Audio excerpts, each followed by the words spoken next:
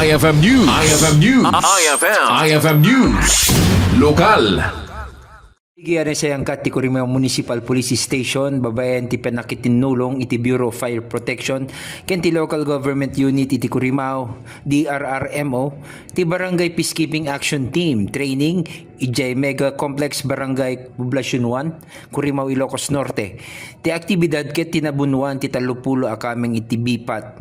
Manipod kadigiti na dumaduma barangay ti munisipyo ken buklen ti paset ti agtultuloy amang papigsa ti panagkakadwa iti komunidad ken mangpasaya at ti kinatalged ti publiko babayen kadigiti capability building initiatives wenno alerto.